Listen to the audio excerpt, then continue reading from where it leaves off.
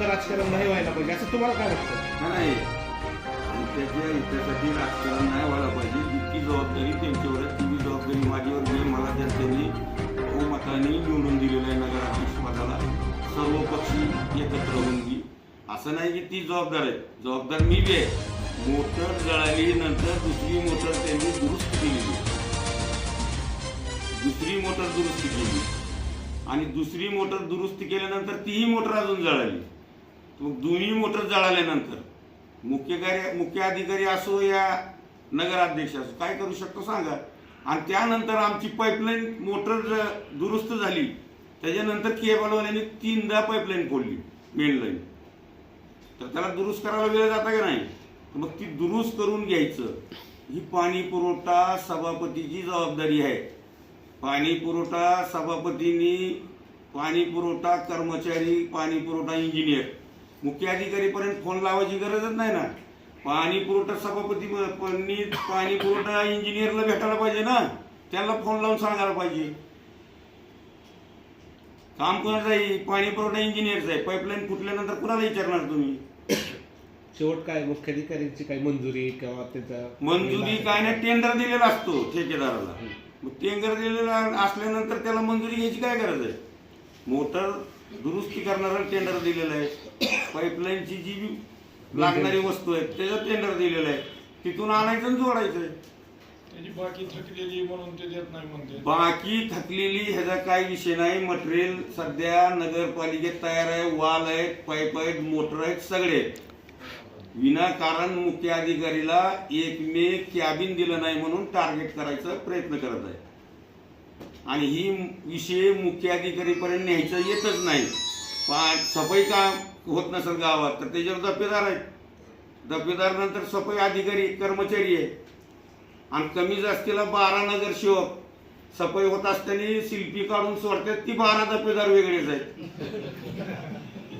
त्यांना ही बी कळत ना की आपण काय करायला लागलो. आपल्याला जनतेने निवडून दिलेलं आहे नगरपालिकेच्या कर्मचारीला कामाला लावण्यासाठी.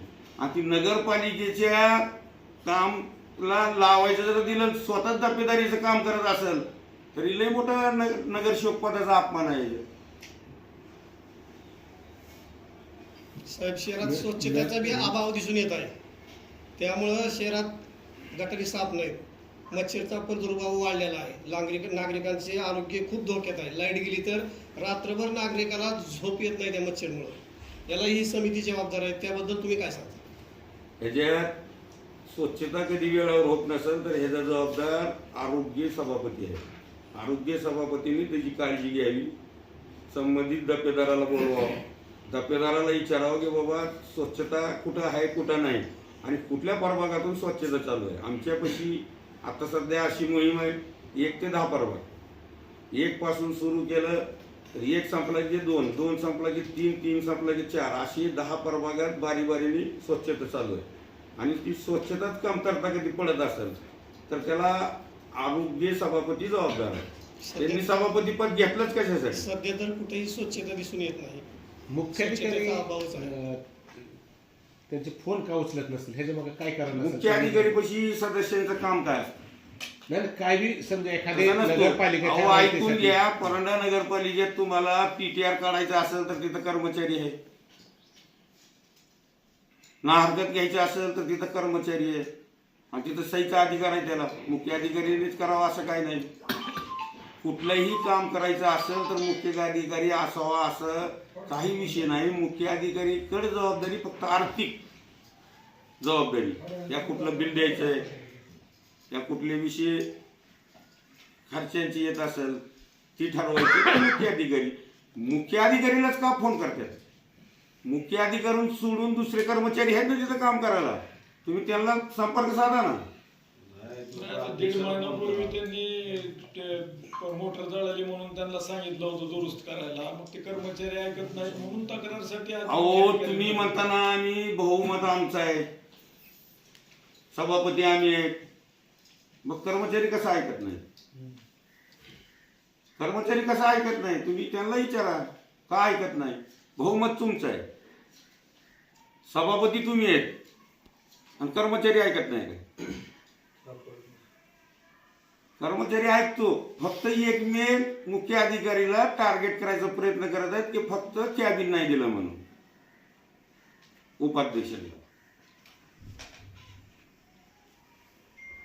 लाईट गेली, लाईटचे कर्मचारी आहेत लाईट बसवणारे, त्यांना फोन करायचं.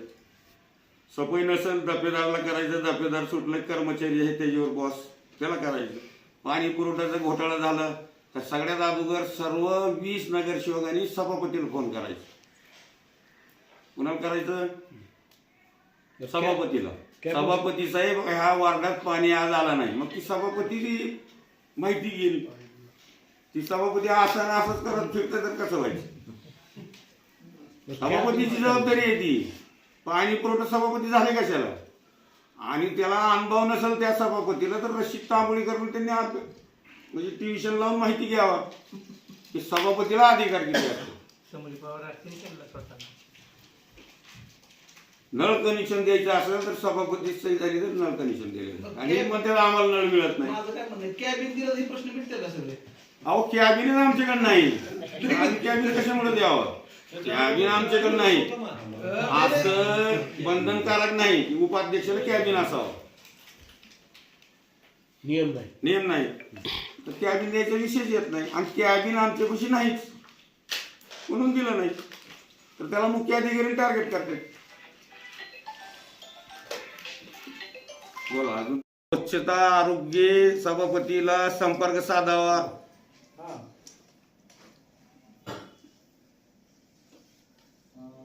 गाड्यांना दुरुस्त झाल्यात म्हणून गाड्या वेळेवर येत नाहीत, त्या गाड्या झाल्या सांगते. गाड्या नादुरुस्त झाल्यानंतर, गाड्याला काम करून घेतल्यानंतर, समजा सकाळी एक पाळी झाली तर दुपारी 30 गाडी दुसऱ्या प्रभागात फिरती, तर त्याला सहकार्याची बी गरज आहे ना. आपला गाव आहे, आपला गाव स्वच्छ ठेवायचं, त्याला जनतेची बी सहकार्याची गरज आहे. प्रशासनानं सगळं करू शकत नाही, आणि पाणी पुरवठा सुरळीत चालू आहे. पण उगं काहीतरी आम्ही 12 जण आलो काहीतरी करायला लागलो म्हणून असं भांडवल करून 2-3 पत्रकार नेऊन व काहीतरी वातावरण खराब करायचा प्रयत्न करत आहेत. त्यांची जबाबदारी असताना ती म्हणतात की पाणी सुटाना. तुम्ही मला बोला, पाणी पुरवठा सभापती जबाबदारी आहे का नाही? मी तुम्हाला विचारतो सगळे पत्रकारांना, त्यांची जबाबदारी आहे का नाही? दोघांनी समन्वय साधून काम करायला पाहिजे. त्यांची जबाबदारी त्यांनी पार पाडावी की नाही? तीच मीडिया समोर येतात आणि त्यांनी तुमच्याकडे यायला पाहिजे असं असलं. त्यांना विचारा तुम्ही. म्हणायचंय की आरोग्याचं जी सफाई काम होत नसेल, स्वच्छता परांड्यात चांगल्या प्रमाणे होत नसेल, आणि तुम्ही तिथं कमी पडत असेल तर त्यांनी बी राजीनामा द्यावा असं माझं मत आहे. की दोन्ही सभापतीला मी सांगतो, आणि महत्वाचं काम जनतेसाठी, लोकांसाठी, ह्या परांड्या शहराच्या मतदारासाठी फक्त 3 वस्तू वेळावर मिळाले तर काही अडचण येऊ शकत नाही. सगळ्यात पहिला पाणी, दुसऱ्यांदा लाईट, आणि स्वच्छता. तर स्वच्छता बी त्यांच्याकडे, पाणी पुरवठा बी त्यांच्याकडे, आणि ती विनाकारण 2 पत्रकार नेतात फिल्टरवर सगळे मिळून 12 जण जातात आणि सांगतात की पाणी पुरवठा चला. मोटर जळाली, ह्यांना काम करता येईना. मोटर जळाल्यानंतर टेंडर दिलेले असतात नगर परिषदनी, ती टेंडर कुणाला दिलेलं ही माहीत नसेल सभापती, पाणी पुरवठा सभापतीला, तर ती सभापती व्हायचे काबिल नाही, यांनी राजीनामा द्यावा ही माझं म्हणणं आहे. आणि मोटरला खर्च किती येतो? सभापती असल्यानंतर मोटर दुरुस्ती करण्यासाठी जळाली असेल तर 20-25 हजार रुपये खर्च येतो. तरी 20-25 हजार रुपये त्यांनी सभापतीला द्यायची गरज, सभापतींनी त्या मोटर भरणाऱ्याला द्यायची गरज नाही. फक्त हमी पत्र घेतला आणि जबाबदारी घेतली तर ती मोटर भरणारा व्यक्ती मोटर भरून देतो. कर्मचारीला फोन त्या सभापतीने करावा, आणि जळालेली मोटर तिथं फिट करून दुसरी राहिलेली मोटर ती दुरुस्त करून घ्यायचं त्याने आदेश द्यावा. ही सभापतीचं काम आहे. आणि सभापतीच म्हणतात की वेळेवर पाणी सुटना, तर त्या सभापतीला अभ्यास नसेल तर माझे जुने सहकारी माझे नगरसेवक होते भाईरशीद तांबोळी, त्यांच्याकडून सभापती पदाचा वापर कसा करावा त्यांच्यापाशी त्यांनी ट्युशन लावली. ट्युशन लावावं. रमेश परदेशी त्या टायमाला पण नगरसेवक होते. त्यांनी विकासाचा मुद्दा नाही, विकासासाठी कुठलं काम करायचं ही विषय नाही, 12 नगरसेवक एकत्र गोळा करायचं ही रमेश परदेशी करतात आणि भाईजान म्हणे असं करतात आणि असं करतात. अहो तुम्ही भाईजानपणा सोडा आणि परांड्याचा विकास करायचं ठरवा आणि सगळेजण मिळून. काय अडचण आली तर एक नगराध्यक्ष नात्याने म्हणतो मला येऊन सांगा ना. काय नगरसेवक म्हणतात की 2-2 महिने या परंडा नगरपालिकेत मुख्य अधिकारी नाही. आता 2 महिने मुख्य अधिकारी नाही असं कधी होऊ शकतो का? मुख्य अधिकारीची मागणी नसतं, परंडा नगरपालिकेचंच काम नसतो, त्यांना जिल्ह्यावर बैठकी असतात. परवा जनगणाचे काम होते, मार्च एंडचे काम होते. ही सर्व काम बघत बघत त्यांना परंडा नगरपालिकेचं काम बघावं लागतं आणि उठलं की सुटलं म्हणतात की मुख्य अधिकारी नगर परिषद येतच नाही. असं कुठं झालं का? आणि विनाकारण परंडा नगरपालिकेचे मुख्य अधिकारी एक महिला असल्यामुळं त्यांना विनाकारण त्रास द्यायचं काम जनशक्ती आघाडीचे नगरसेवक करत आहेत.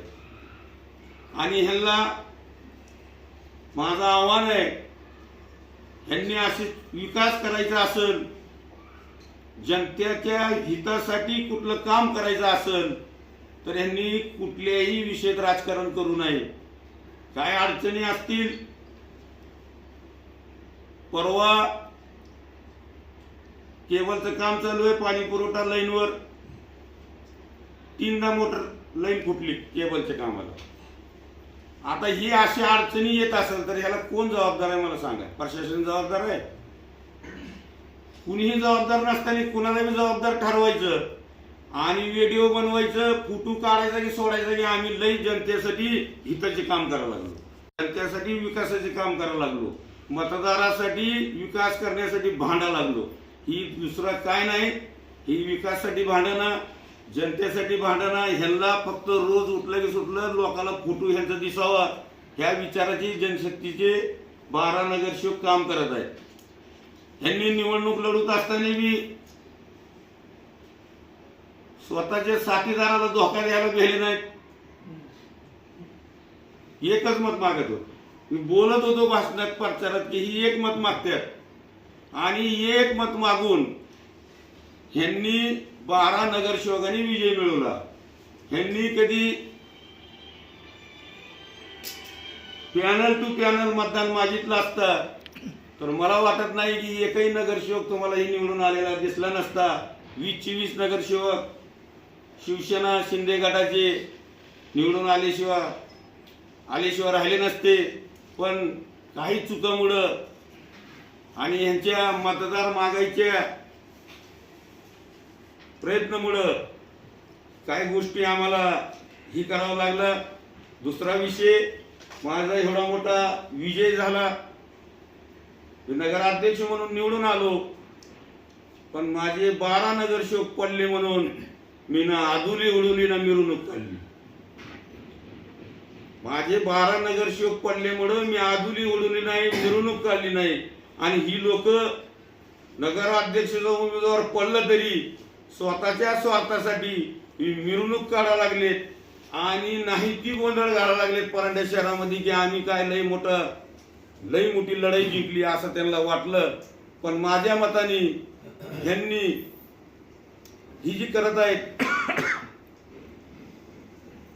12 जण मिळून ही चुकीचं आहे आणि ह्यांनी अधिकारीवर दबाव आणायचा प्रयत्न करत असतात, कर्मचारीवर दबाव आणायचा प्रयत्न करत असतात, कुठं माहितीचे अधिकार मागतात आणि एक उमेदवार 50 वर्षानंतर निवडणूक जिंकलेला सत्तार पठाण उर्फ झोल ही म्हणतात की आम्ही मुख्य अधिकारी परांडा नगर परिषद 2 महिने नाही म्हणून आम्ही कलेक्टर साहेबाला तक्रार करू असं त्यांचं म्हणणं आहे.